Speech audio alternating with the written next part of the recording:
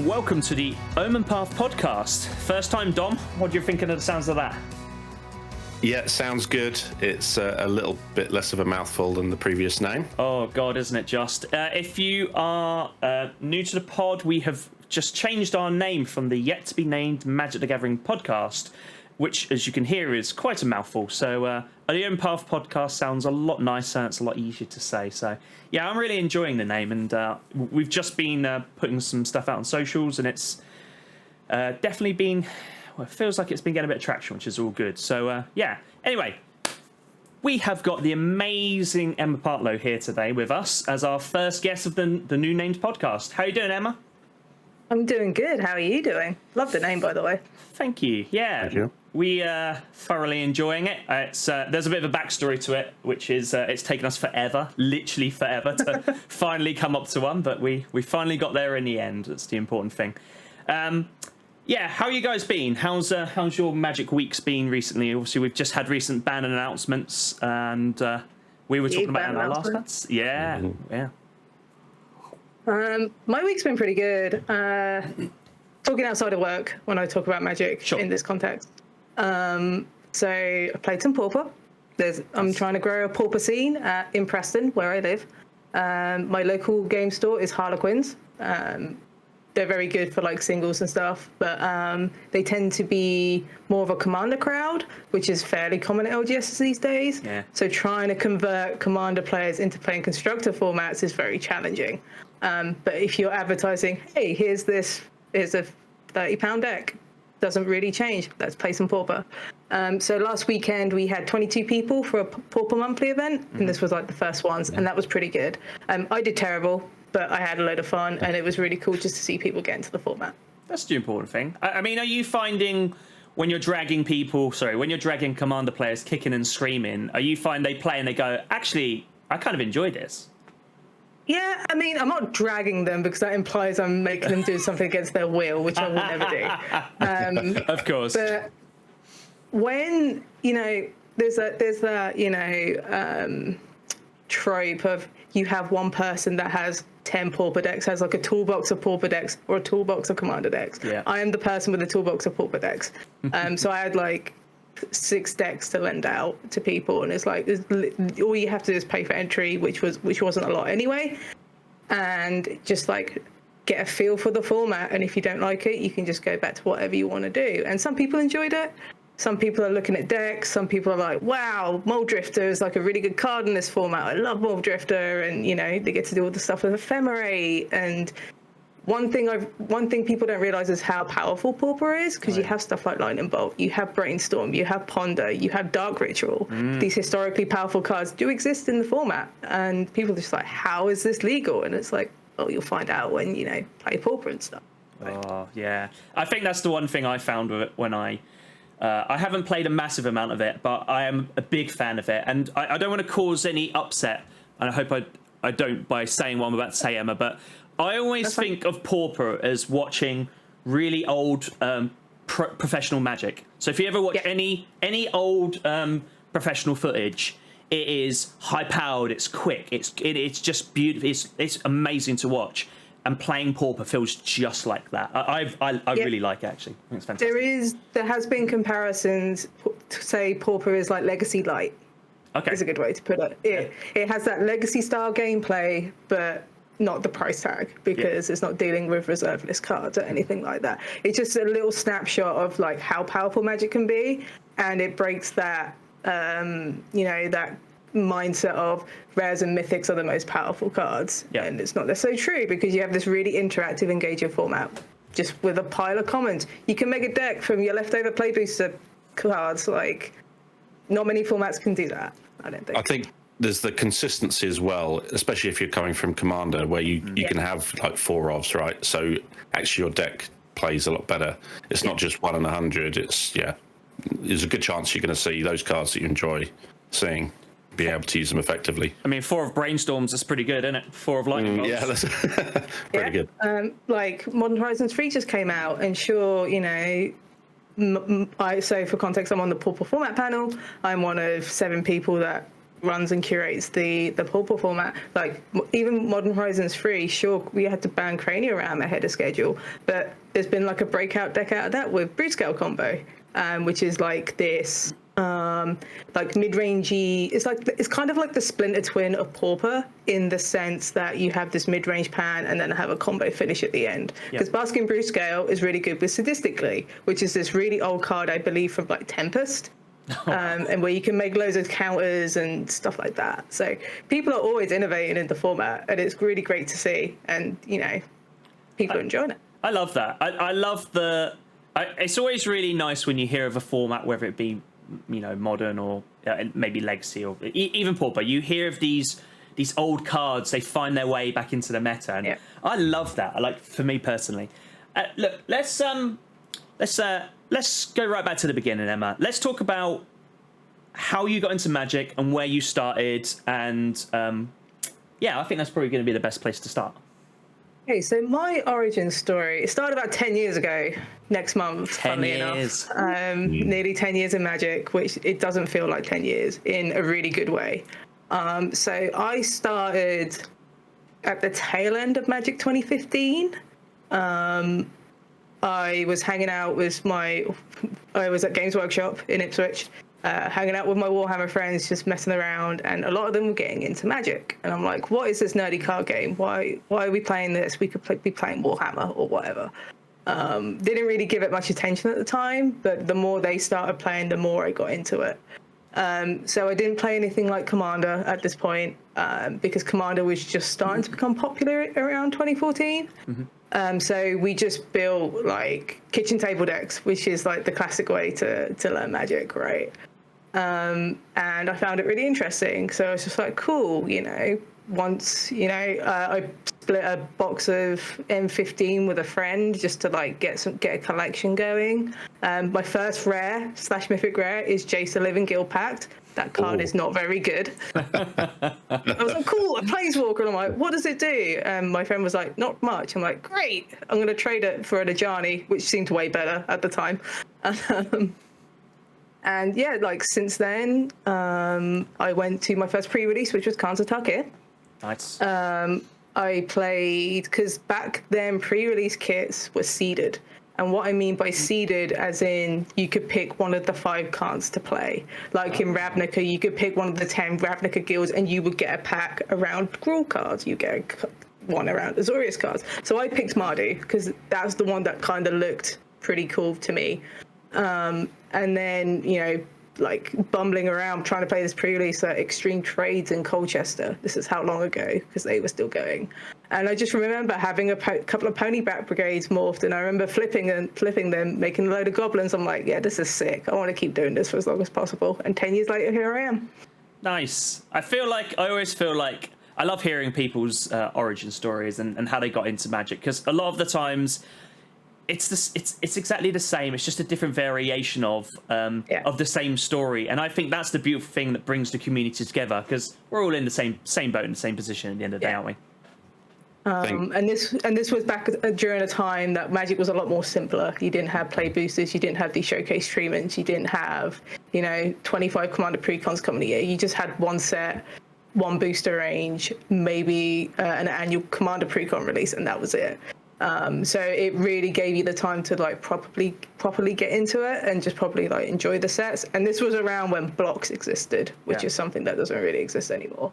But yeah, it feels like a different timeline, just given how the cadence of things are going now in Magic in the last 5-6 years. Technically, it was a different timeline because the Sarkhan was messing around and all that stuff. Yeah, the Dragons of Tarkir was different. Okay. I've got a PTSD from the whole of Khan's block, because every pre-release I went to, I ended up with 0 dragons and all my opponents just had loads. Oh, and, no. I just got nibbled by dragons the whole block. But yeah, it was fun. I opened quite a few polluted deltas at that time. Yes. People were very excited for the fetch lands. I remember when Fate Reforged came around, which was like the second set in the Khans block. Soulfire Grandmaster was like super hyped, because it's like, my spells have lifelink. This is great. I can like, gain life of burning people. And yeah, it was just a cool set. It was just a cool environment. It was a very popular limited format. and it was very well done. And I feel very lucky to fall into a set that had a good limited format, because I've heard stories of people getting in like Core Set and Dark Ascension and Innistrad, and those were a little mopier compared to Khans. So I feel quite fortunate. Yeah, I think. Well, although we're not having core sets now, we are effectively having the foundation sets. That's kind of it's kind of a rebranding of it, really. But yeah, I've always felt like that. Like, they're great sets to have. They are exactly what they need to be, but they were never the very best to. I actually liked Core Set Limited once I got, a bit more involved in Magic. It just felt very bread and butter limited to me. It didn't do anything fancy. It had loads of flavor text on cards. You played your mopey free vanillas and you were happy with it. And it wasn't synergy, but it just taught you like the literal foundations of Limited without being too complicated. I think my biggest issue, and I've said this in the pod many a time, my first release was Throne of Eldraine. So that level was up here. So then when we started to have like Ikoria and then the core sets afterwards and Theros, they all felt significantly underpowered. So, my first sort of proper rotation of standard was Throne of Eldraine standard. So that was, high powered. Yeah, these were the times when multiple cards were getting banned left, right, and centre. Months or even close to weeks from release because of their power level and how bad they were. Dawn of Fire design. Yes, exactly. But it's I always like hearing those sort of type of stories. But Kanzataki always sounds. I like that set. I've opened a few packs. Set. Yeah, I really like it. It's one of those ones that. Don't know if you can see behind me right now. There is a box of Kanzataki sealed. Oh, I do see it. I plan to crack that open at some point, because it was like I bought it like a couple of years after it was released. I'm like, I'm gonna keep this for a rainy day. I'm gonna draft it with friends, and I'm probably gonna crack it soon because it's coming up 10 years. Nice. But also, it's like I've been in Magic for as long as Siege Rhino. That's a great statistics. Yes. Siege Rhino is awesome. Yeah. I think that's the good thing about everybody has nostalgic sets, and you speak to anyone in Magic, and they'll always tell you about what theirs is. And it's normally the first one you went to or the first one you got properly involved in, and. They make great stories. I always think they make great stories, and we can all reminisce over, those sets. Back in my day. Yeah, exactly. Yeah, it is. Although when I say back in my day, which was nowhere near as long ago as both of you two. Back in my day, we had Oko. Yeah, exactly.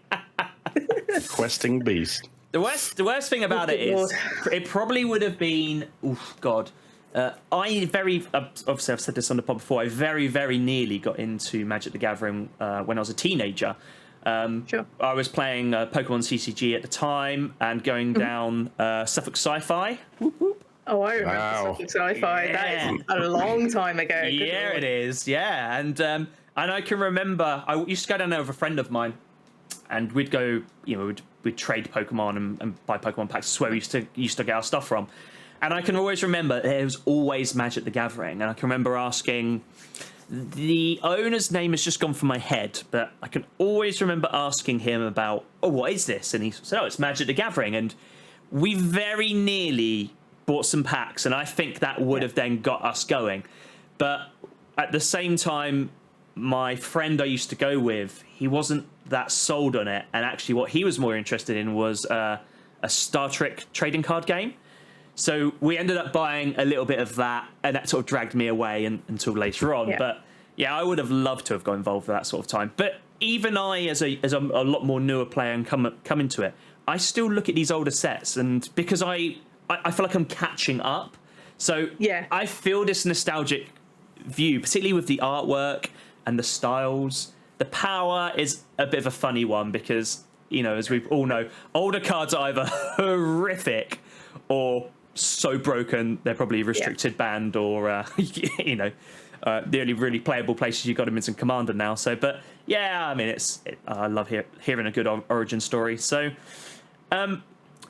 what about your day-to-day then, Emma? What do you do for a job? Obviously, we know you work within the Magic community and you work with working. So why don't you tell us a little bit about that? So my day-to-day job, my 9 to 5 is, so I am the editor for TCG Player. I run the Magic the Gathering side of things. So any content that you see on TCG Player, it's probably gone through me. It's been edited. You know, I manage that side of TCG Player. I also write when time permits. I enjoy writing quite a bit. So usually I'm editing, managing, planning, writing, you know, keeping the content mill going just to make sure everything's in place, you know, get playbooks set up because, you know, the cadence of releases are quite a lot these days. And given how big TCG Player is as a company in the US, as a marketplace, you know, I have to be pretty on top of things just because, you know, I get a lot of questions asked internally from people who aren't necessarily well versed with Magic. Okay. So it's like I need to come prepared as well as, you know, delivering on all this content stuff. It's really exciting. It can be a little stressful at times just because, you know, releases can be quite big or, you know, there's just a lot coming at once, but it's really rewarding. So nice. So what spurred you down that direction then? Is it something that you thought, oh, I want to work within the Magic Gathering sphere, or did like a lot of people and maybe a lot of us, we fell into it almost? Yeah, it kind of was like a happy accident of sorts. So I started writing about 6 years ago, and when I mean started writing, it was like super loose as it always is. So basically at this time, I was playing Magic competitively. I've been wanting to, so this is going to sound a little bit old. I was playing in PPTQs, which were basically qualifier events that you played to get on so it's basically the equivalent of the RCQs now. Gotcha. Okay. It's just an older name for it. So you were playing a PPTQ. If you won that, you played another event. If you won that, you got a Pro Tour invite. Cool. And these PPTQs were at store level. They happened all over the place. And I started playing in them. Around this time, like 2016, 2018, I got into Modern. That was like my first proper constructor format that I enjoyed. I'm a big Tron gamer, so I just played Tron pretty much exclusively.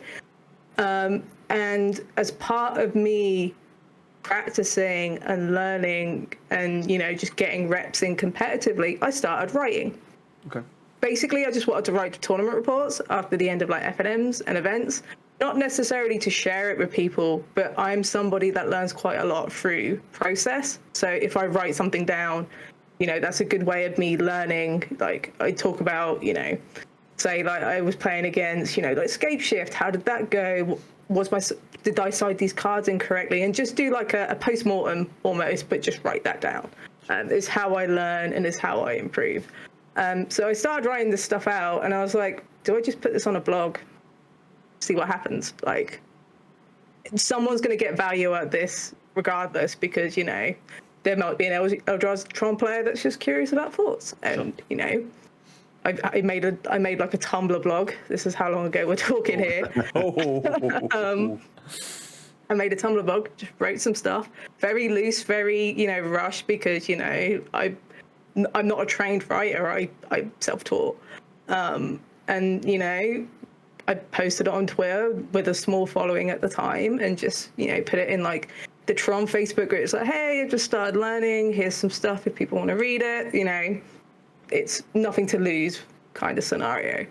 And I remember going to a Grand Prix. I believe it was Grand Prix Liverpool about like that year or the year after I put this That's up. where I got my first giant card. And I remember playing. You had these like I think it was like 3-round, 4-round modern events that you just played to get prize tickets. What would usually happen is you would win the first 2 rounds and then you would ID the third, just to get more tickets. And then like these just like modern events that just constantly fire so you can get tickets. And I remember playing against the opponent and he was like, "You're the one that wrote about Eldrazi Tron, didn't you?" And I was like, "Yeah." Like, and it's like, that's really good stuff. You should do more of it. And I was like, okay, cool. Let's see where this goes. I was just like, I was really surprised. You know, I didn't really put any effort into it. It was just like a switch for me to make it public. Like I could have kept that private, you know, and just use it for my own needs. So, and then since then, I just kind of fell into it. I wrote for a couple of websites here and there, and it was, good Lord, it was about 4.5 years ago. I got an email from TCG Player saying we'd love to write, if you write a column, you know, on like budget Magic, getting people into modern, that is this historically expensive format, you know, and I was like, yeah, sure. And then the rest is history. Nice. That's a really nice way of, it's a nice way of starting what then led to become. Yeah. Like, I did not plan to become an editor or anything like that. It just happened, you know. It's just, sure, I got lucky, but you also have to create your own luck. Of course. It just doesn't come to you. So what about, how do you feel about working within effectively what is your hobby as well? Difficult at times. Yeah. I am somebody that values contrast quite highly. So if my day-to-day is Magic and I finish my day and I don't feel like playing Magic because I've stared at pieces of cardboard all day just from working, I will do something else. As you can see, there's a paint station right next to me, so I paint Warhammer. That's a great way to relax and just decompress. I play video games. I'm knee-deep in Baldur's Gate 3 at the moment, which is a nice time sink. I like to bake. I like to go hiking and stuff like that. Sometimes I do feel like playing Magic, but there are days where I'm just like, I don't want to see a Magic card for a while. I'll come back to you tomorrow, and, you know, that's the rest of it. It is difficult, but the way I see it is, if you have a job, you need to have a hobby to escape your job. Sure. And now I need to find a new hobby to escape this job, which was once a hobby, but now is my job. So yeah, it is a difficult balance. There are some sacrifices, but I wouldn't change it for the world, because I get to work on a game or work part of a game that I've been playing for the last 10 years. What are you painting at the moment, Warhammer wise? Here, so I'm going to paint some Tyranids, but I'm kit bashing them to look like Eldrazi from Ulamog's Brood. Oh, cool. Nice. Yeah. I'm a big kit bash converter nerd, so I'm just messing around with green stuff at the minute, and I'm just going to paint them in Ulamog's Brood from, you know, the purples and the pinks and the whites. That's awesome. Yeah. So, yeah, I think that's a cool crossover. I was going to make some Zendikar Hedrons as the bases as well. Oh, that's cool. Yeah, that's right. I look forward to seeing those. Yeah, it's going to take forever, but it's just nice to forget about, like, just to do something else. And I always find painting quite relaxing, because you see progress, and then there's this finished thing that's really satisfying. It's like building Lego. You have this really complicated, like, you know, Lego set, and it always feels really rewarding once you finish it. Yeah, the Dungeons and Dragons minifigures are out tomorrow. So I'm going to be going and getting some of those. I really want the D&D Lego set, but apparently the actual campaign thing they did for it sucks. But the actual model is good. You can download that separately, so it's a free PDF, the actual campaign, isn't it? Yeah, I believe somebody, I think it was someone on Loading Ready Run as part of their subathon, did that campaign, but they had to rewrite a bunch of it just because it didn't flow well. But it's just like, the model looks so cool because you get this big Lego dragon and all these characters and stuff. It looks so cool. It does look cool. I was literally looking at it on the website earlier while I was browsing for Lego, as I often do. But it's interesting to have these crossovers. Obviously, we've got the D&D Magic cards as well. Yeah. Is there any Universe Beyond that you would want to see in Magic that they haven't done already? So Simpsons is number one. I would love a Simpsons Secret Lair. I'm a big Simpsons fan. I've been a fan since pretty much the start. I wouldn't mind one on Mass Effect as well, like the BioWare games. Oh, okay. Yeah. I'm a big fan of like Dragon Age and Mass Effect. I think you could have some cool crossover there. And honestly, I just want more Warhammer cards. Those were sick. Yeah. Give me more of that, please. That was awesome. When the Orc Secret Lair wasn't a deck, I was just super sad about that. There's a lot of stuff they can do. Yeah. I think fingers crossed. We've gushed over the Warhammer Universes Beyond many a time on this pod. I think that and Lord of the Rings is a great example about what they can do with it, and particularly the Warhammer decks. The art was very well done. The artwork was incredible. The cards were fantastic. The crossover in abilities, you know, how they've sort of done it was really, really good. But also the flavor text is fantastic. Like, so good. There were some cool designs, but I just want more of it. I think the biggest shame about that release, it was the first one Wizards ever did proper. And I kind of wish it was like later down the pipeline. Like it was like around like, you know, we've seen Doctor Who and that's also done really well. I just wish the Warhammer ones kind of came later after them baking and like revising the structure a little, because we would have got more that way. I think maybe we would have got a full set and some decks alongside it. Like collector boosters of that would have been awesome. Yeah. I think a full set of that would have been. I think you've both just said it was right. That would have fleshed it out a little bit more, and then we could have had, you know, your other sort of bits and bobs. You know, definitely. I mean, for me personally, I thought not having the orcs was a swing and a miss. But then again, like, I did play Warhammer when I was a kid, and you know, we didn't have a lot of the factions that are now out there and being pushed and that sort of stuff. So for me, Warhammer is Space Marines, Eldar, Orcs, primarily, and Imperial Guard. Like, that's the type of ilk where you're looking at. Chaos Marines. You know, that was Warhammer to me when I was a kid. It's come on a long way now. I am trying to get back into it, actually. Probably like most people, I started doing a bit of painting during COVID, and exactly what you just sort of said actually earlier, Emma, is it's actually really rewarding, and I found it incredibly relaxing. My biggest issue is probably, like everyone, finding the time to do it.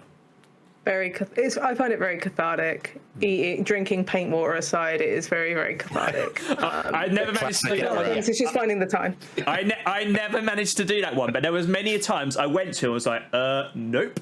So what I started to do, actually, I started to put my paint water like too far to the right, because I always drink. I generally drink with my right hand, and my glass is normally in front of me, so I'd have to go and around something as well to stop that.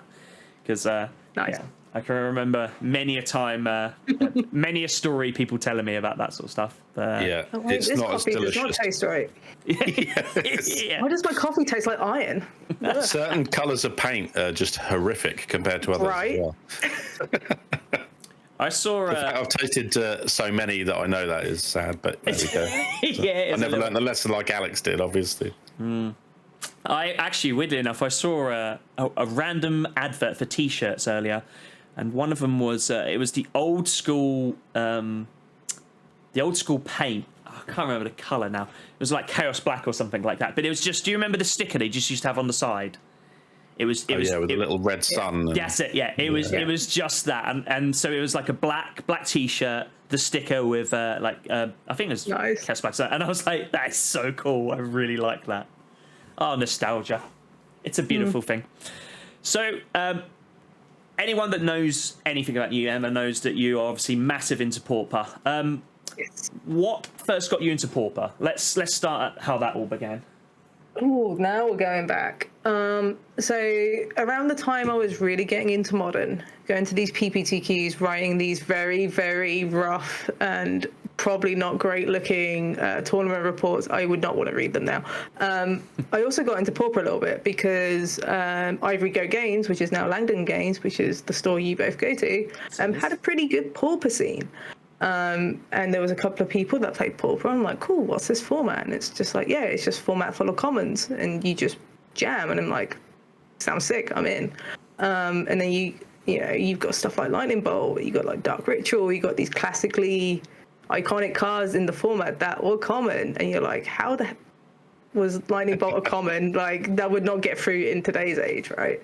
And then since then, I just kind of fell in love with it because you can spend £25-30 and have a deck that's eternal. There's no rotation here, and you can just jam it whenever.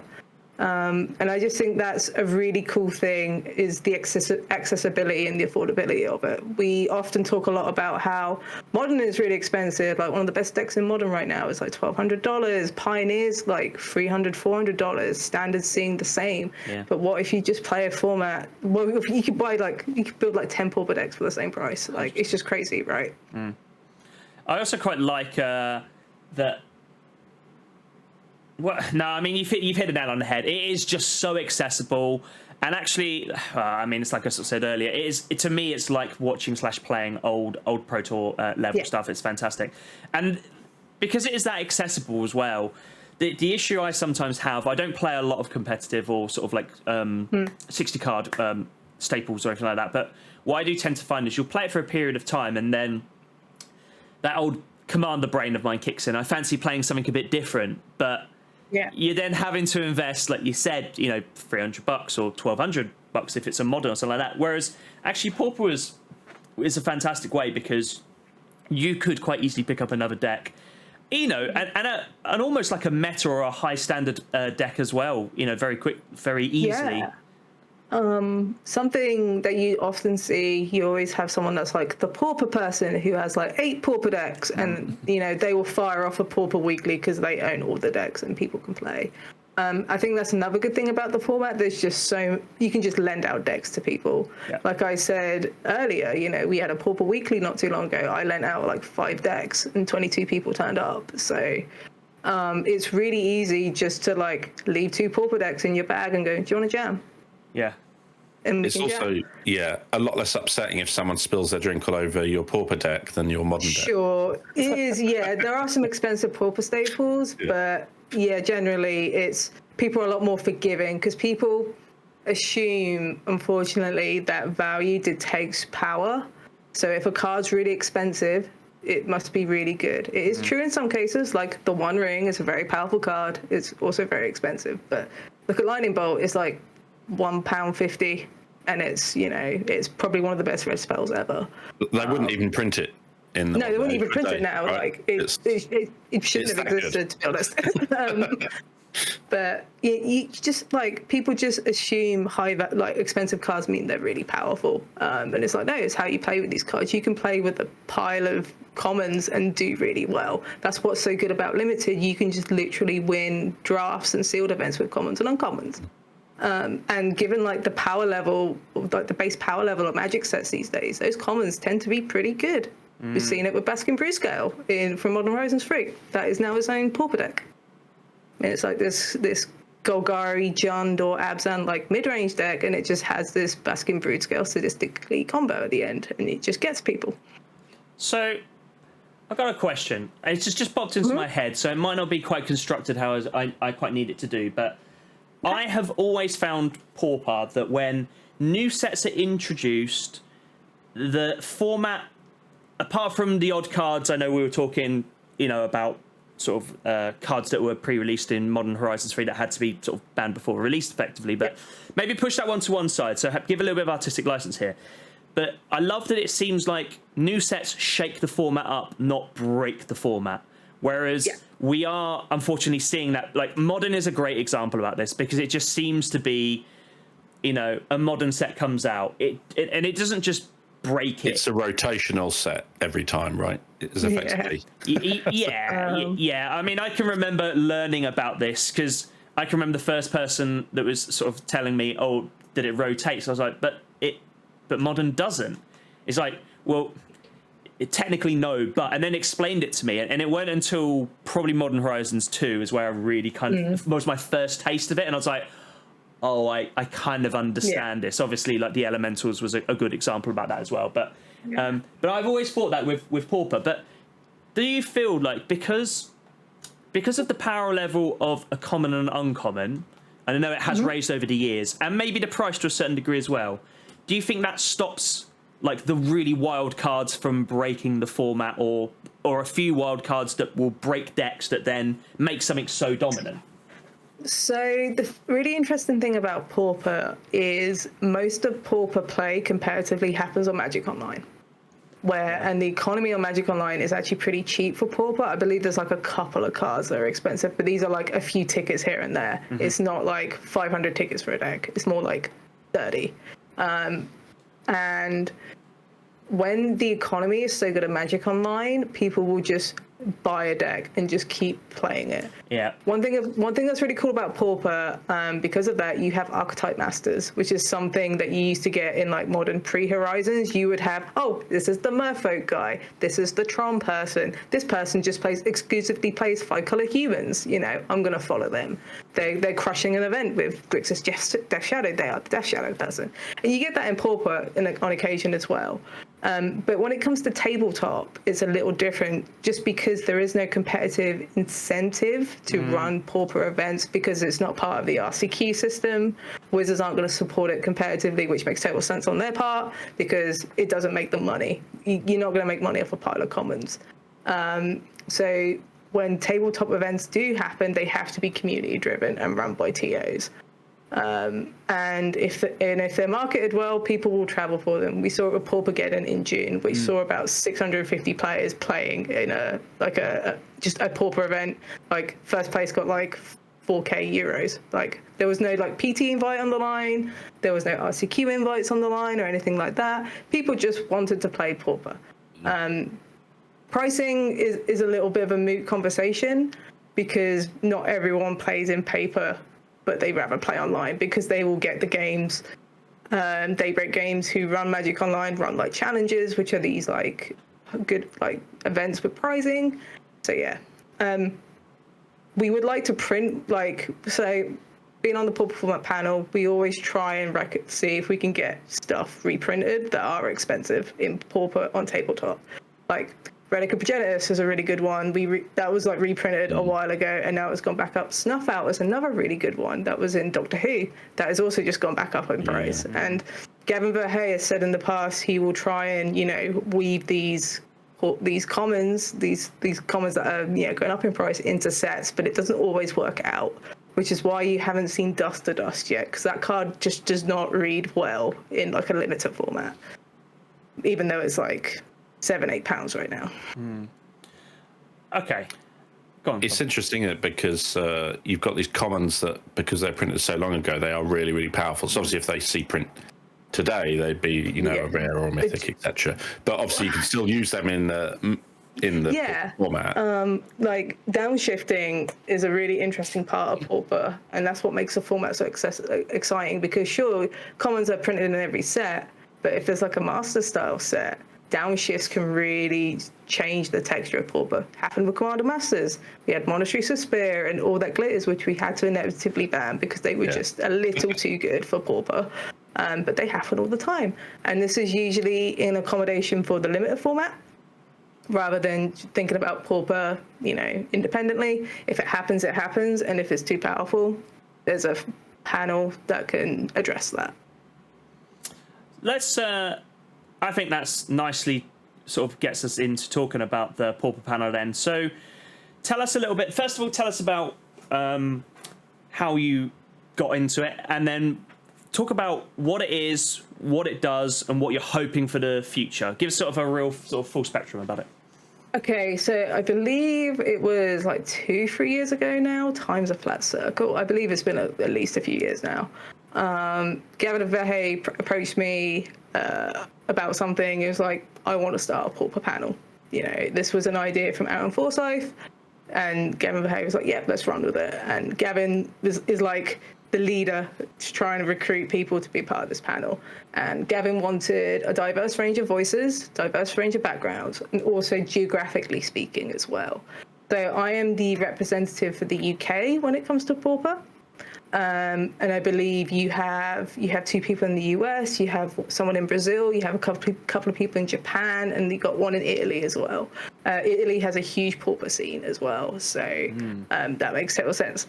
So we're all from like different backgrounds. Some of us are competitive, some of us are more casual leaning, some of us are more community focused. And it was really important to have these different voices just to cover all those bases. And Gavin was like, do you want to be part of the Pauper format panel? I was like, yeah, sounds sick. Let's go. And, since then, we talk a lot about, texture of the format. Are we happy with how things are playing? We have the ability to recommend cards to be banned.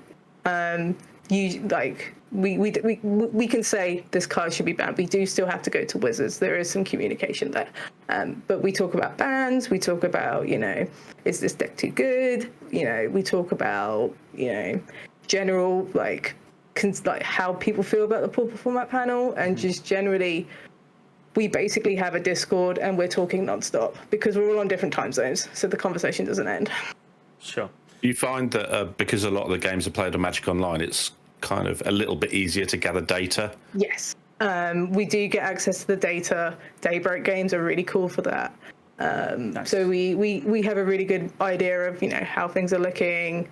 And if there's any like tabletop Pauper events, we try and get deck lists. Like there's an NRG happening in Louisville soon that will run a Pauper 1K event. And, I approached NRG going, can we get that data just so we can getting like good tabletop data for Pauper is really hard to come by just because there aren't many big events. So it's really important for us to, talk to these TAs and go, hey, can we get this for PFP reasons? And, just see what the differences are between online and tabletop, because there are differences. I guess availability of cards and reprints is... Yeah. Usually, so on Magic Online, a lot more people will play red because games finish much quicker, and there are people who will turbo through leagues to sell their tickets for money and use that as income. That is something that happens a lot, especially in the Brazilian community. Oh, wow. They actually make more money doing it that way. So you will get a lot of people double queuing, playing red decks because it's quick, cheap, and they're often quite good as well. They're just very explosive. So when you see Pauper deck lists on like MTG Goldfish, a lot of the sideboard will have hate for red cards, and that is why, which you wouldn't often see in tabletop. A lot of people will just play it just to like blitz through leagues and get ticks. It's like grinding basically. That's very And the decks themselves are cheap as well, so it's like a low cost as well for the amount you will make your money back if you're good enough. I never even realised that was a thing. I mean, it's interesting to know that is. That's my... Happens a lot. Yeah. Wow. That's very cool. Brazil, you say? Yeah, it's like Brazilian, those, like, sometimes in America, some people do it as well, but it's fairly common to see people do that with Pauper. They're like, yeah, I'm just going to play the most aggressive deck. This is another reason why Monastery Spear saw so much attention in our data, because not only is the card very good, but it plays into the deck that you just want to turbo through as well. Yeah, that card has seen its time in Modern as well. It tells you the level of power, doesn't it? It really does. So what about moving forward? So is there anything with the panel that you would like to see from it, or that everyone else would like to see it? I mean, obviously, I suppose, excuse the term, the golden goose would be to have it backed by Wizards, have it become part of the the RCQ sort of scene. But what else would you like to see sort of come from it, really? So yeah, having like Pauper as part of the cycle would be great. I know it's not going to happen, so I'm not going to wish for it, just because I get that it just doesn't make money. And Wizards are in the business to make money, so we get plenty out of it anyway in terms of like Magic Online and stuff like that. Sure. I think the thing I just want to see is more like just consistency. I think we've done a really good job in the last while, just keeping our comms good, keeping people up to date on stuff. Even if there isn't a ban, we're just like, hey, here's the texture of the format. We're keeping an eye on this. We're aware of this brood scale combo that could be a problem. We are constantly watching, sort of thing. Yep. And I think our comms is probably one of the best parts of the panel, and seem to be generally well received, because you don't get it with other formats, because this is independent from Wizards, kind of Gavin exception. Just us keeping up with it would be good. Something I want to see that I'm hoping I could find time to do is have our own social media channels.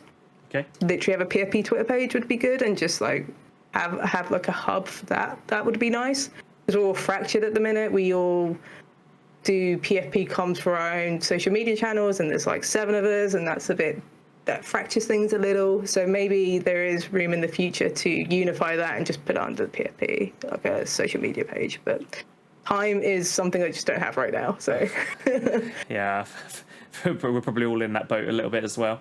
yeah. Yeah, I think that would probably help. I mean, I could definitely see that helping, because then it's you go to one source for that information instead of trying to. But also, a lot of people just go to Gavin for that source because he has the biggest reach. So it's a double-edged sword. Yeah, I suppose. But I'm sure he's a very busy man, and that's another. He's already got that string to the bow.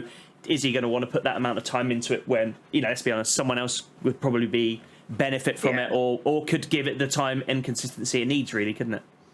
I think his job role could always change as well, and then he might be going off doing something else. Yeah, I think whatever happens, Gavin will be part of Pauper. He loves the format a lot. Like he is obsessed with the format. Like he's not doing this because he was told to do it. He's doing it because he wants to do it. Yeah, which is great when you've got that advocate for it on the inside. Just be careful what you wish for, or you might get a Pauper Masters, eh? I would love for that to happen. I am pretty sure it never will, because I can't see Wizards just printing packs of commons. No, unfortunately. They're the most susceptible to price changes in the sense that if you reprint one of them, they just plummet and they don't really recover. They've got these little packs that are only commons and uncommons that sell in like supermarkets, haven't they?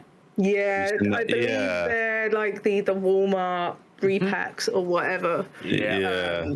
But nah. There's something about those that I always look at it, and to my head, whether it happens or not, I'm sure it does. What that makes me think is people have brought packs, skimmed off the thing with any value, and just literally whacked them straight back in and resold them. Wizards would be better creating Pauper Challenger decks, but even then, like they're not making money off that. They're putting more costs into it than they would get in a return. I guess something like a dual deck where you get 2 decks for the price. Yeah, like look at the Standard and Pioneer Challenger decks. They stopped doing them now because they didn't sell, and that was Standard and Pioneer. So there is no chance of Pauper One would sell. It's interesting because the timing of those releases, when it's always like a few months before rotation, whereas now maybe if they kind of sharpened up their timeline, haven't they? I think with the last set of Challenger decks they released a lot sooner, but it's interesting that those products. As much as I would love that, it's just we get asked that a lot. So it's like Pauper Horizons, and it's like it's never going to happen. I would be more than happy to be proven wrong, because it means we're all getting what we want. But just like logistically, it just doesn't make much sense. Yeah, I think the downshifts in the master sets are cool. That is our Pauper Masters, basically. Yeah. And they tend to offer the biggest impact in Pauper when they happen. Like look at Commander Masters, as I said earlier. When you've got something like downshifts that can just change the texture of Pauper, that is a really unique aspect of the format that you don't really see in other formats. Modern Horizons Modern's like an exception to that, because Modern Horizons free reprint stuff that makes it become legal. That you see. Yes, you're printing cards that are new to Modern, effectively. Yeah. You're reprinting cards that are new to Modern, but were like legacy, older, legal. Like Kappa Cannoneer was like a commander card. Now you can play it in Modern. I think that's a really interesting aspect of Pauper that people don't really talk about often. I think I would like to see more downshifts in Pauper. Even, we've just had all that glitters and one issue to spare. All right, so straight off the bat then, one card you'd like to see a downshift straight off. Gifted Aetherborn. Ooh, okay. So Gifted Aetherborn is a card from Kaladesh, I believe. It's an uncommon. For 2 black, you get a 2/3 with Death Touch and Lifelink. That's right. Doesn't sound fancy at all.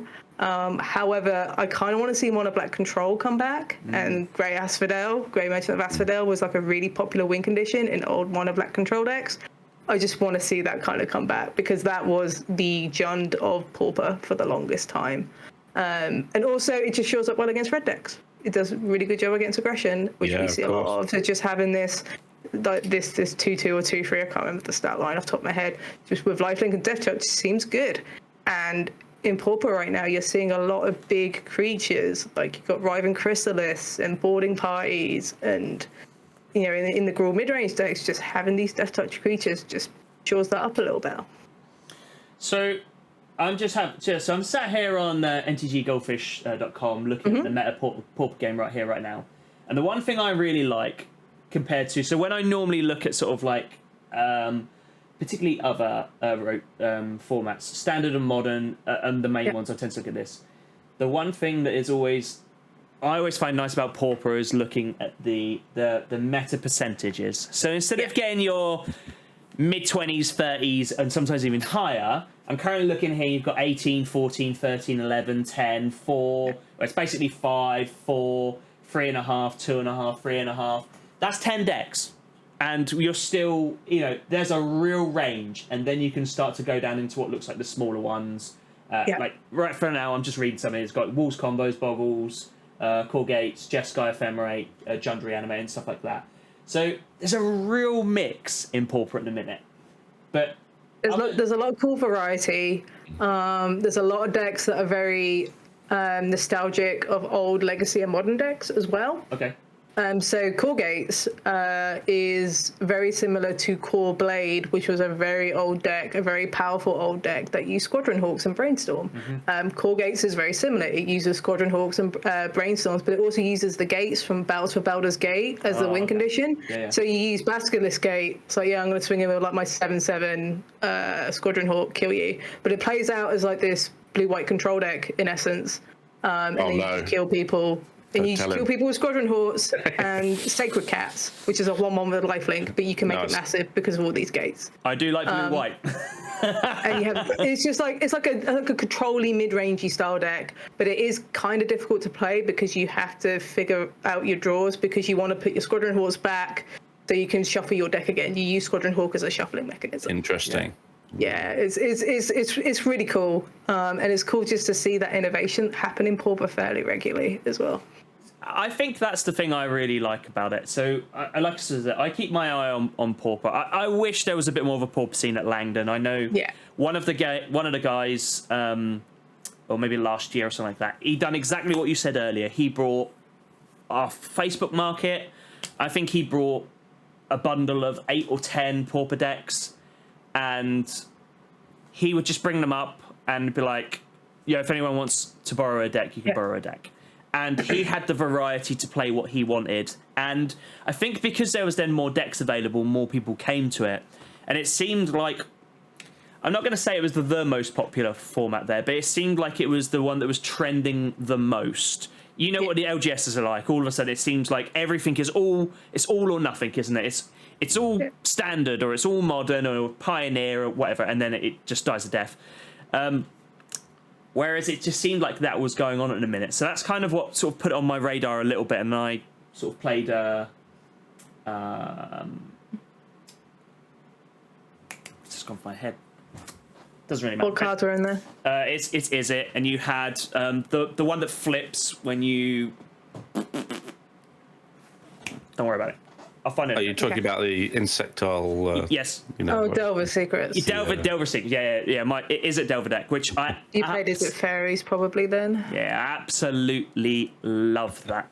Absolutely fell in love with it. Red's a fun card in that format. And it's one of those decks I've got that actually it's just got to a point. I was only thinking the other day. I was going through some of my cards. It's like, I might have a little look to see if anything needs a bit of an update, but I haven't played it in a while, and I'm itching to play it a little bit. So I need to try and bend some arms and get some people out there to go play in it. But what I do, and I'm like, here's some decks. It's like, at worst, we can have a match. You don't like it, and you can play something else. And at best, you're like, this is sick. I want to keep playing this. And it's like, cool, we can keep doing that. I think, and that's the beautiful thing about it. It really is. But I love how the format seems to flow. And what I mean by that is that I can look at this list 1 month and it will look like how it does now. You've got Broadscale Combo, Grixis Affinity, Gruul Ramp, Mono Red Singes, and the Mono Blue Delver. They're like the top 5, quote unquote. Last time I looked, that wasn't how this looked. And I really like the idea of it. Sounds like the format just flows a bit more than, the top 3 decks of Modern are still the top 3 decks of Modern. Do you know what I mean? And everyone else is just chicken and picking around it. And let's be honest, the other decks are still there because there are always people that would be like, I don't care if my Tron deck isn't meta, I'm still going to go. I'm running Infect no matter what. Exactly. Yeah, literally. It happened last weekend. So we saw somebody who was on Elves, and they top 8'd with elves. And the one thing in Pauper at the minute, there's a lot of like pyroclasm style effects, like breath weapon that just wipes the board. But this guy was like, nope, I just love playing elves, and I play elves all the time, whatever Pauper event, and he top 8'd. And this was like using like original printings and stuff. So it's just like, yeah, you've been an elves player for a while if you have all the OG stuff. And that's the great thing. It's just like I can just build elves and just play it for years and just make some like marginal upgrades and don't care what the meta's like. I'm just going to play elves because elves are great. It's like me with Tron in Modern. I will just play Tron because I love that deck. I just love what it does. I don't care if it sucks. I get to play my Earth lands and have a good time. I think you always... Have you foiled out a Pauper deck? Oh, yeah. Huh? How easy is it to foil out? It's fairly easy, but not cheap. Something that Gavin Verhey has started doing, or at least trying to do, is add secret layer cards that are also Pauper playables. So I don't know if you saw the Mirrodin artifact lands, like Sea of the Sign or Great Furnace. They came in a secret layer job. And when we went to Paupergeddon in June, we saw a lot of Grixis Affinity players with those secret layer artifact Mirrodin lands. And Gavin was like, this is great. I feel vindicated because people are actually picking up and buying them because, blinging out Pauper decks is kind of hard to do because they're just commons. They don't get these showcase treatments. So having secret layer printings just is another way just to kind of express that I love elves. Here are all the cool elves I can play from secret layer drops that are also common. And it's just cool to see. Like recently, there was the D&D secret layer. There's a copy of Snuff Out with, the Beholder, which is I'm expecting to see that at Paupergeddon next year in, various Dimir control decks. And it's like, cool, It's a good form of expression. This is why, showcase cards and foils are nice. I think when we traditionally think about the blinging out of, obviously, with foils and whatnot, but I suppose I always like when people like to go for the oldest copies. Now, obviously, that can be one of those things you look at and you're like, oh, that's it's a very expensive card. And, even some of them, they would have a foil treatment that would be mega money, but I like that instead of just bog standard or the latest set has these in, so I'm going to put a 4 of, and it shows that someone has obviously had a keen interest in that format or that architect for a long time, and they've kept those cards, and they've always gone, do you know what? I always keep hold of them, and it's always like I have a set of Antiquities Tron lands, and if you aren't familiar, Antiquities, there was a set of them, a set of 12, 4 of each lands, each with different art, and the Urza's Tower is one of each season. So they did the seasonal stuff before Bloomburrow, ignore Bloomburrow, and they're just as a set independently, they're just so nice, and they're battered to hell because I've played them for like 8 years at this point, but I'll never get rid of them just because they're a cool collection. It's Antiquities. It's just not a set that exists anymore, like accessibility wise. It's interesting because I'm actually in the middle of I'm at the beginning of trying to I'd like to collect Antiquities, and I have started on those Urza lands actually, weirdly. So really nice. Pete from Langdon actually come to me because he knows I'm trying to do it. And he sort of said, I think I've got something you might like. And he brings in this stack of them. I'm like, yes, please, and thank you. Just end up taking a load of them. But there's just something about it. Okay. Yeah, when I tend to buy Pauper cards for decks, I always try and go for like the oldest printing. That is Black Border. Yeah. So I have Hydroblast and Pyroblast that are like original printings, nice. Retro but Black Border, which are really nice, I picked up some Wild Growths that were, original printing. That isn't like beta, a bit too expensive, but like the cheaper versions. And I just love the old border, like the original border. Yeah. There's just something nice about it. It's just something classic about it. It's like seeing all these new cards being printed in old border for people to be able to like fully old border their decks, especially in Modern and stuff. Funniest thing is the future side border is probably more retro than the actual retro frame, based on like the Hyper Mystery Booster 2, which I just find really funny, considering the future side border was just like a snapshot of what Magic looks in the future, but it in fact looks really retro in comparison to everything else, just because it's not used as much anymore. That's cool. Borders. I mean, I'm a collector as well, so I'm always a lover of the nice borders. There's some good borders around in a minute. I'm a big fan of particularly the full art and the extra. I'm going to say like the retro, but you know they are leading towards the older border styles. Is always a good one. I'm a big fan of. Any classic stuff. Oh, 100%. So look, you know, as much as we can all tell, you're a massive fan of Pauper and love it to bits. You play Commander as well, right? Yeah, on occasion. I don't play as much as I probably should. I'm going to be honest. I do have a couple of decks just in case. But I've honestly been getting into Canadian Highlander. Ooh, yeah, yeah. Because my store has Harlequins, so it has a good Commander scene, but it also has a really good CEDH scene. But I'm like, on CEDH, and it's like a couple of my friends are like, you should play CEDH, and it's like, if you want me to play that style of format with powerful cards and 100 cards, that sort of stuff. I will play Canadian Highlander. And everyone's like, ooh, Canadian Highlander's fun. We haven't done that in a while. And now everyone's into Canadian Highlander. So we started playing that. But, I play Commander on occasion. I have like 2 to 3 decks. I guess my pride and joy is Anzarag the Quake Mole, which is the Gruul Mole God from Carlophana. I have a Preston the Vanisher deck, which is mono white turbo initiative combo. That's a bit more powered. And then I have the Necron Dynasties Precon from Warhammer that is just unchanged because the deck is messed up good. Oh, and I also have a Bonnie Powell Clear Cutter Simic lands deck that is unsleeved, and I play it unsleeved. Is this the one that creates the cow token? Yeah, it makes the cow token, which is double sleeved and then a top loader, because that's the only thing that matters in that deck. That's the only thing that needs protecting. The token costs more than any other card in that deck. But yeah, that deck's real fun. It's like, I think it cost me like £25, but just because the floor on Simic is so high with all like the ramp and passive card draw, it's actually really fun to play. But I play it unsleeved and it makes people uncomfortable for some reason. But yeah, I'm not quite as sold on the unsleeved as some of the other people in the community. So the way I see it is, we spend a lot of time playing Magic, but not actually touch the cards that we own. Okay. And it's like, there's just something really satisfying about shuffling up just a pack of cards, just a deck of cards that aren't sleeved. Like, I'm fine with having beaten up cards that I've paid £25 for and just got from like my random just assortment of cards. Like, I'm happy for their condition to deteriorate. Sure. But it's just there's just something nice about it. I'm a biggest like aesthetics, like feeling kind of person. Like, just getting that feel is also kind of nice. Yeah. I think it's one of those things. Particularly in the UK creators area, multiples have tried to convert me.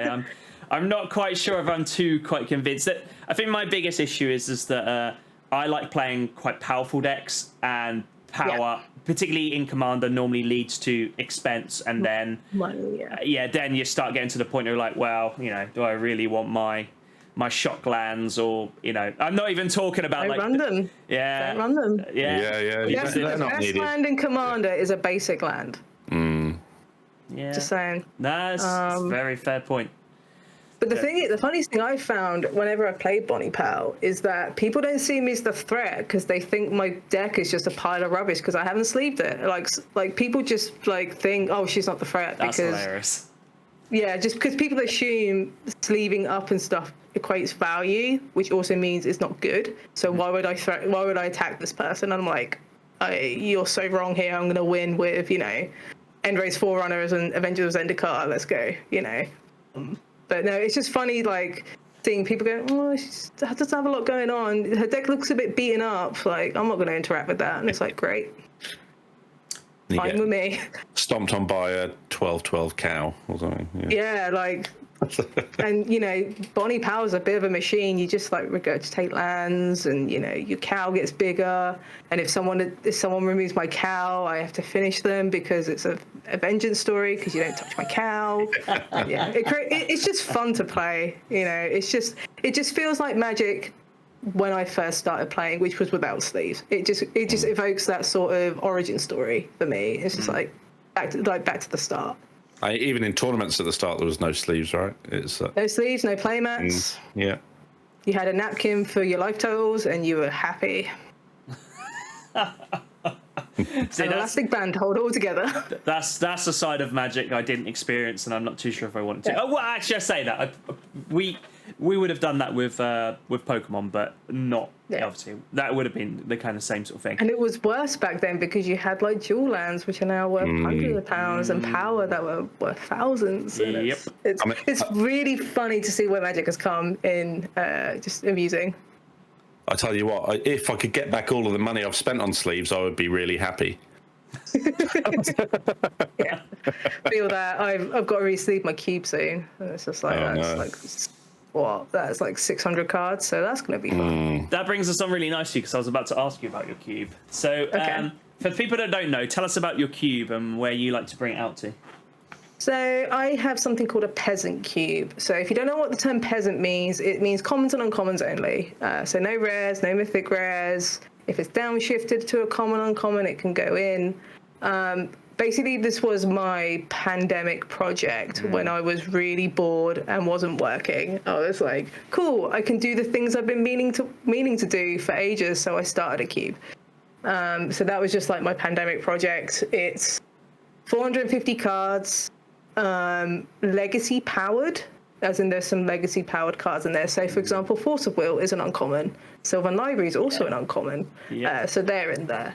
And it's very old school Magic, as in lots of creatures, lots of back and forth, lots of permanents in general. And you just get to play these cool iconic spells. And my favorite thing is when anyone ever drafts my cube and it goes like, how the is this an uncommon? When was this an uncommon?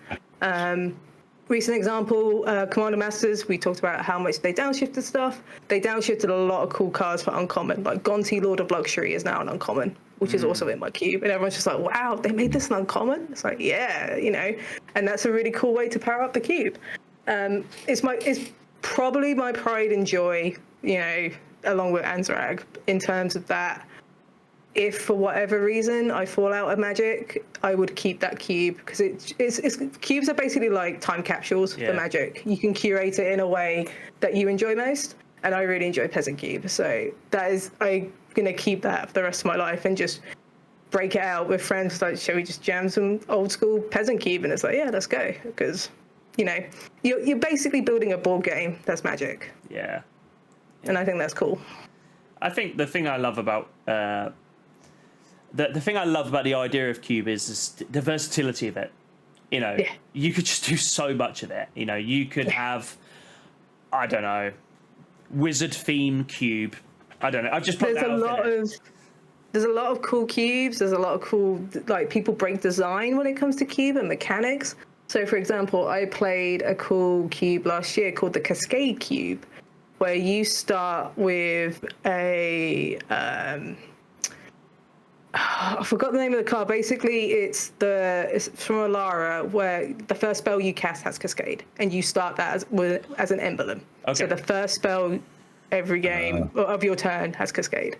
Oh, wow. So you build the deck in a way that can do all these Cascade enablers. So like Venerated Loxodon is really good because it's like 5-6 mana, but you can convoke it out, but cascade into something lower than that. Yeah. And it's just like this very snowbally, really interesting way of doing it. I've seen, kindred cubes that care about creature types. There's a really cool cube called the Creatureless Cube, which doesn't run any creatures. Ooh. It's all spells and token generation and stuff like that. And it's just really fun to see people try different things. Yeah. And people might not know this because everyone just really knows about the Vintage Cube because it's always on Magic Online, which is not a slight. It's great. I just wish they would change it around once in a while because, man, Legacy Cube's also great. There's whole events, right, that run Cube. Yeah, so you have CubeCon, which is an annual event in Madison, Wisconsin. I believe the one this year is shortly after Vegas or MagicCon Vegas, like either after or before it. I went to one last year.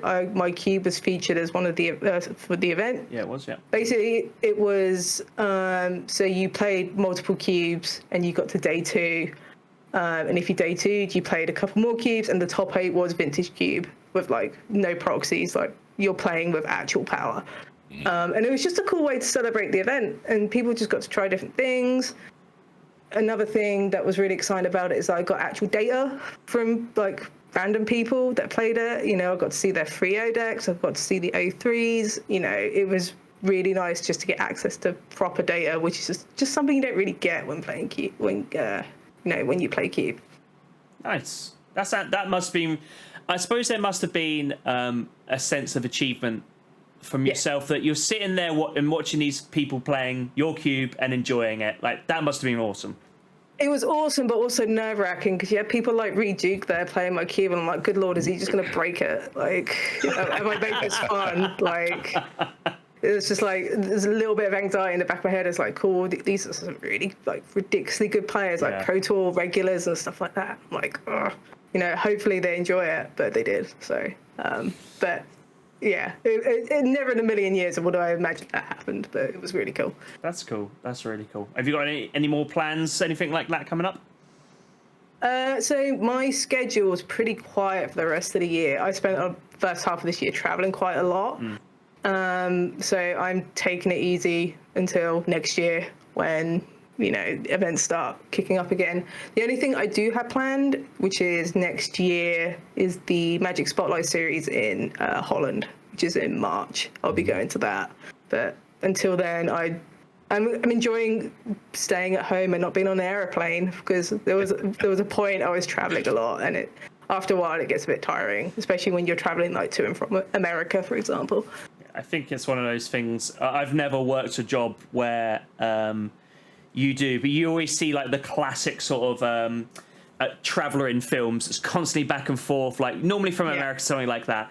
And it always sounds really glamorous, but I always sit there and think to myself, you live out of a suitcase in hotel rooms. It must actually kind of suck a little bit. Yeah, it literally happened in June when, so Pauper was in mid-June, so I went off to Pisa to Pauper, and the weekend after that it was Amsterdam for the MagicCon, and it just felt like, I'm just living in a bag. I'm really looking forward to not traveling. As much as it's cool to go to these events, and I always leave with my heart feeling full, I am very tired. I just need to sleep and be left alone for a while.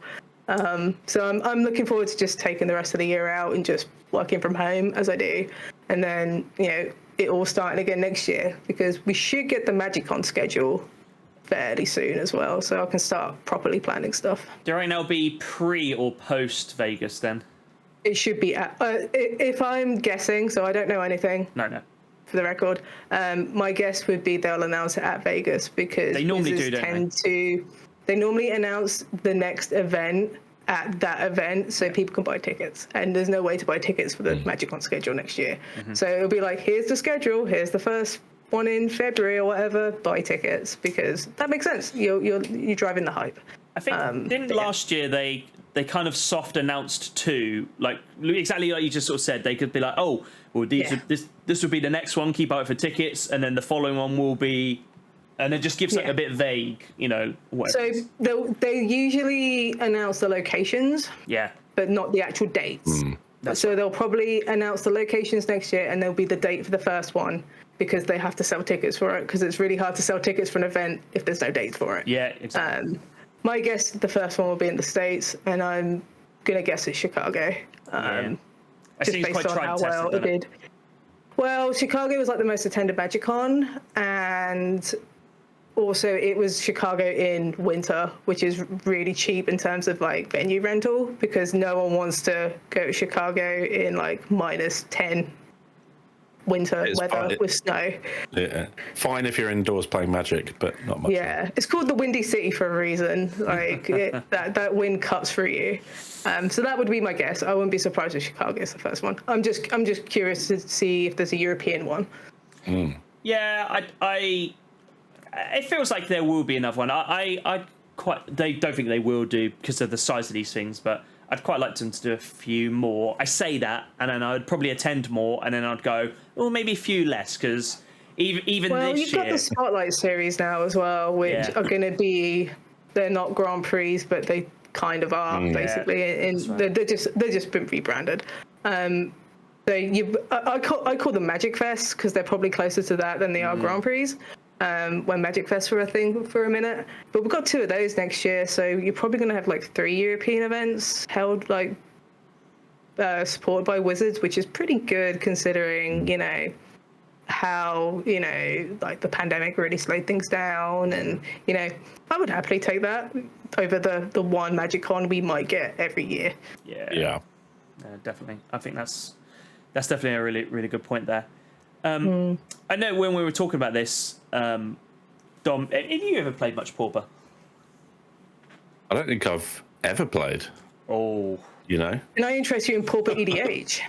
Pauper EDH. So is this where you have an uncommon for your commander? Yeah, so it's common. Your deck is commons, but your commander is uncommon, but it doesn't have to be a legendary. It just has to be a creature. That probably makes some really interesting and. I used to have a Soul Herder Pauper EDH deck, and it was blue-white blink. But you can play legendaries if you want. Like Tatty Over is like a Simic legend that you could easily play in Pauper EDH, which would probably be quite good. I considered building Mayhem Devil as a Pauper EDH commander. Wow. Mayhem Devil's a really messed up card. That's a really messed up card, and all the really good sack effects are at common. And Pauper EDH has a really the community is small, but they're very tight knit. They're very passionate people, and that's another way to enjoy playing Commander on the cheap or with the restriction is let's try Pauper EDH, and you'll be surprised how powerful it is because you will have Dark Rituals and Lightning Bolts and Brainstorms and Ponders and everything else. I've got boxes full of commons that I've kept because they would go in a deck, so maybe I can put some. If there's an uncommon creature you like the look of, it might be worth doing. Mayhem Devil. Yeah, it's the one I quite fancy the sound of. I think the deck's really good. Yeah. I know. I think we were talking about that last year or beginning of the year. I think it's I don't know what it was. It's just I don't normally play those colours. I don't normally play that type of style of Magic. But I don't know what it was. I remember looking. I was like, I think I could do something quite good with this. And pretty good. I used to play Soul Herder, and that was pretty good because there's a card called Golf Squid, which is like a 4-mana 2/2 beast. When it ETBs, tap target opponent's lands they control. So you just keep looping that on every upkeep, and it's really not fun. But it was really powerful. Wow. Yeah. It's blue-white control. Yeah, I'm stuck here with 2 control players all of a sudden. Well, I'm not a control player by heart. It's just a lot of the blink stuff I like doing falls best in control. Take Jeskai Ephemerate in Pauper. It's a Jeskai control deck that uses Cleansing Wildfire, which is a land destruction spell, but you use it to target your own indestructible lands, and you treat it like an explore. So you draw a card off it, and you get a land out of your deck. It's basically ramp, but the effect still happens even if you can't destroy the land. So you just play this dirtily control deck, and you have stuff like Mole Drifter. And then you cast the card Ephemerate, and then with the Evoke trigger on the stack, you get to draw more cards, and you get to keep a 2/2, and then on your upkeep with the rebound, you get to do it all over again. And you've drawn like 6 cards for 4 mana, and that's a great rate. And it's just got like Brainstorms, it's got Lightning Bolts, it's got Ponders, counter spells, and I'm not a control player, but I just love blinking Mole Drifter way too much to go beyond that. Ephemerate's Blinking is fun. I'm quite looking forward to the new Aminatu precon from Duskmorn. Actually, looks interesting. You should find out about those tonight. I believe Wizards. I mean tonight, as in we're recording on a Saturday for at the event. At PAX West, which is like hour and a half, I believe. They're going to start kicking things off, so I'll read through all the stuff tomorrow morning.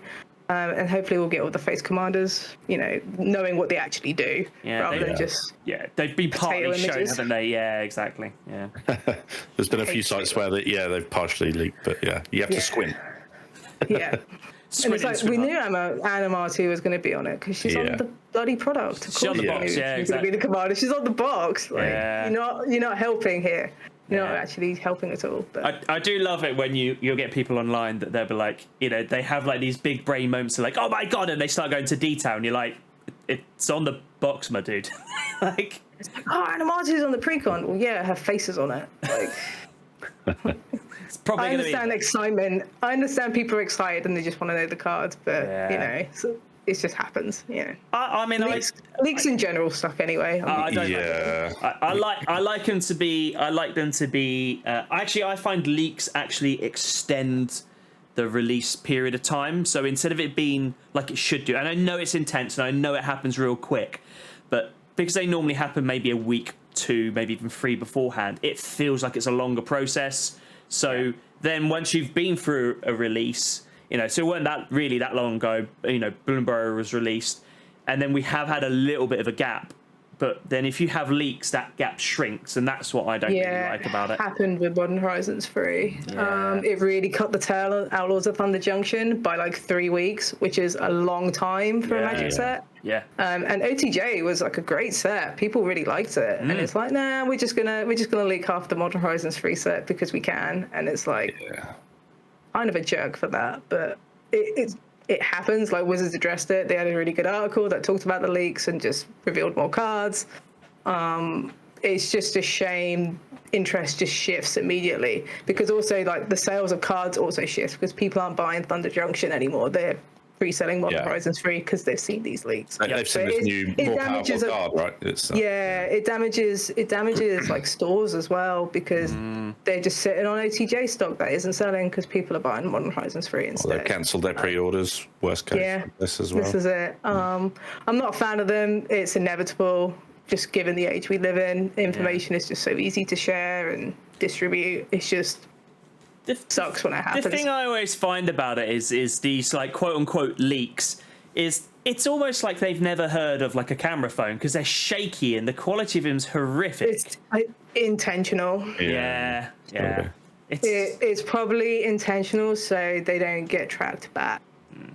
Would be my guess. Yeah. Like otherwise. Otherwise, people knock at your door, as we know, right? That's... But it's potato-y for a reason. It's by design, not because people can't use a camera or they're using like a Nokia 30, like an old Nokia flip phone or whatever. You know? Love it. I kind of like the idea of that. You know, some sort of, you know, like they're not like a product spy or something like that. But the fact they've got an old Nokia in their pocket for or a camera on their little button on their shirt. Yeah, I was literally going to say, like, they pull it apart, like... So, changing the subject completely, Duskmorn is coming up. Do you have a favourite horror film? I'm not a big horror person, I'm going to be honest. I'm easily spooked by a lot of things. So, in terms of, like, flavour, Duskmorn is, like, switched off for me. But it is an enchantment-focused set, and I do like enchantments as like a card type. So, I'm really looking forward to that.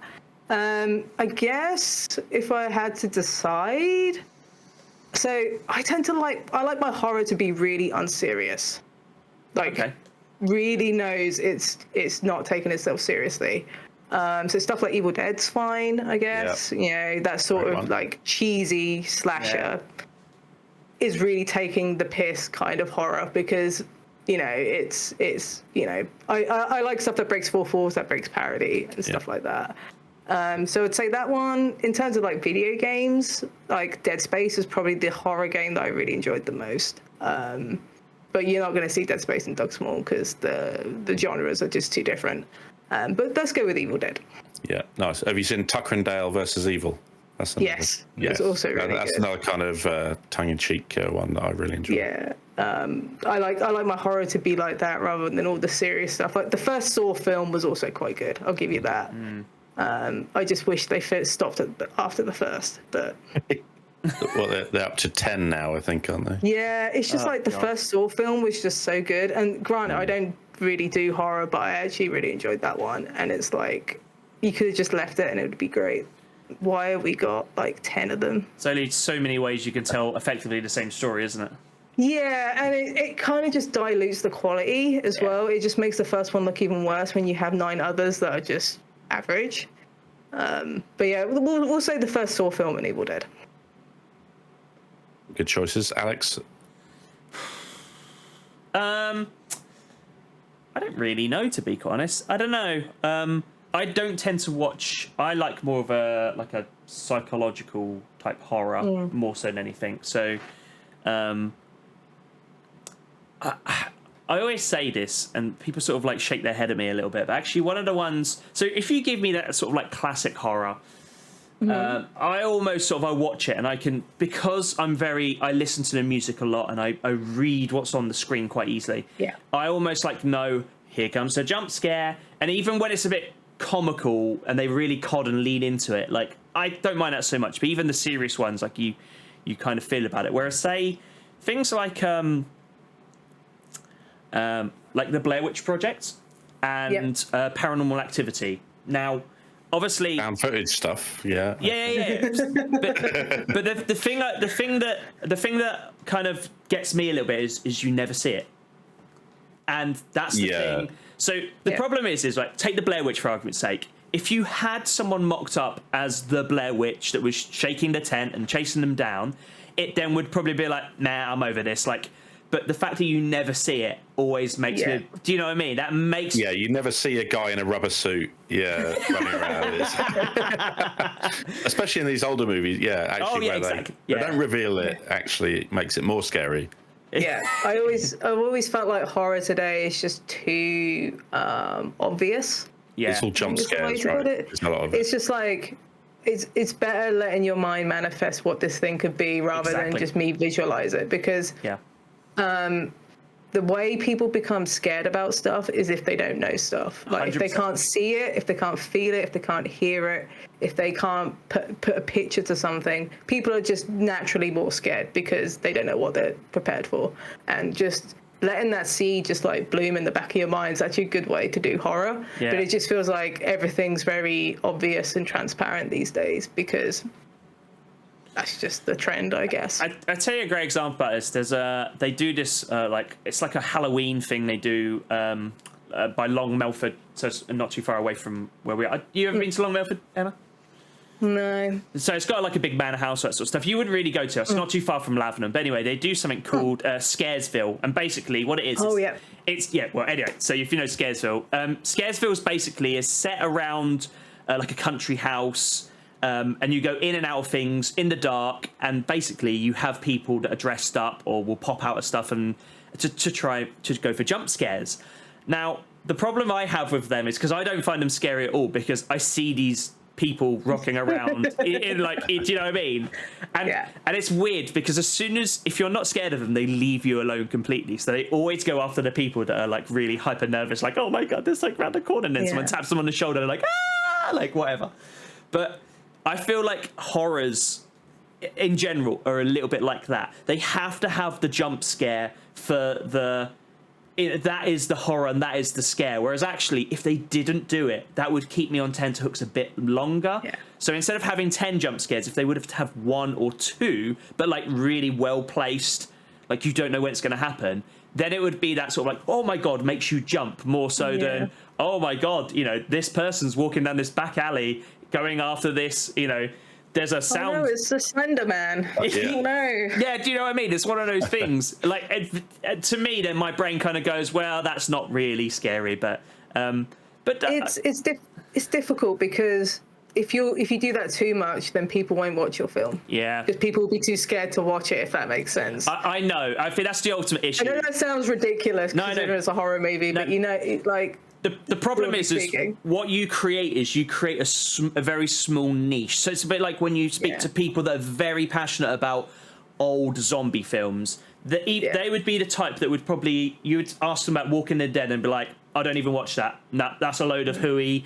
You know, there's nothing like the original zombie ones or that sort of stuff. So basically, again, it comes down to a little bit like what you were saying about Wizards earlier. They are producing something for the mass, not the tiny small amount, and the tiny small amount won't earn them that money, whereas the mass will. So it's that mass market, appeal, basically, isn't it?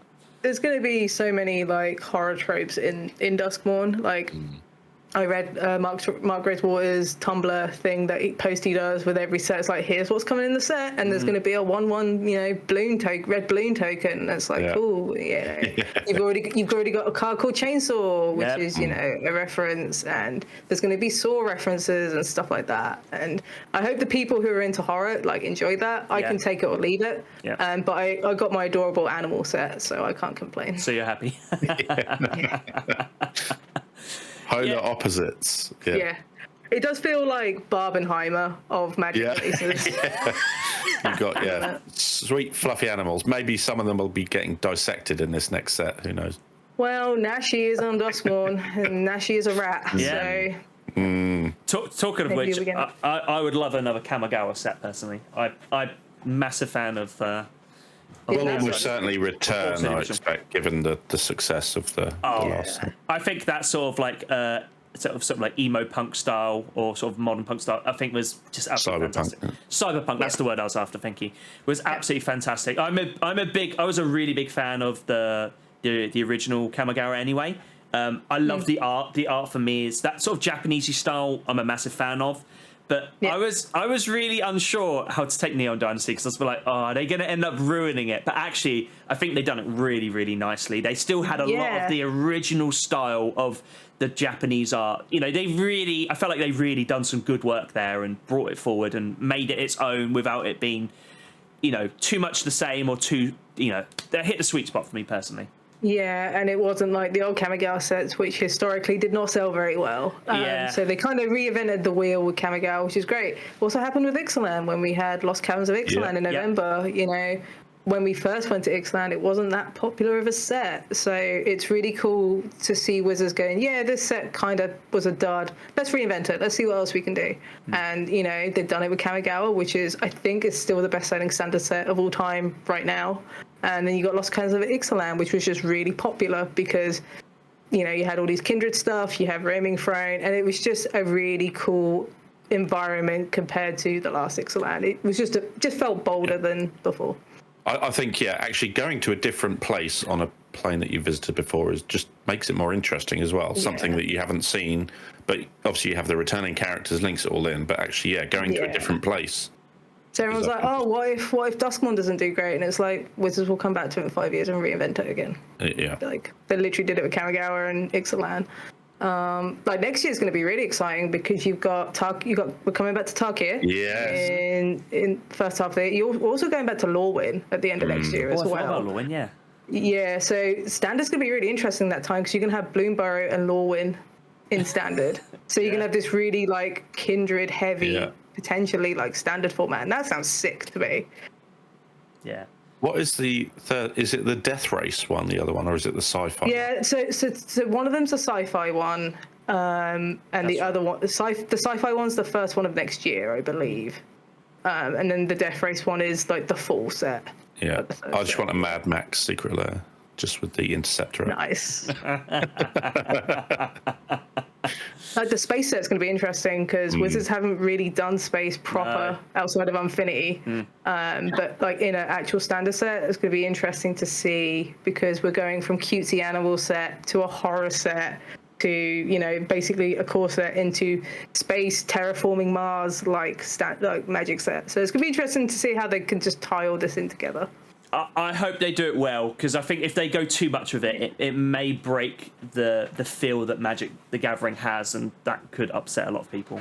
I mean, people like there's some folks that are upset about Duskmourn because it's leaning unapologetically heavy into like the horror stuff, and people are like, oh, this is not Magic. This feels two universes beyond, but it's not. And it's like, well, some people just like this stuff, and it will do well because people love those pop culture references. Yeah, exactly. I mean, it's a way to get people engaged.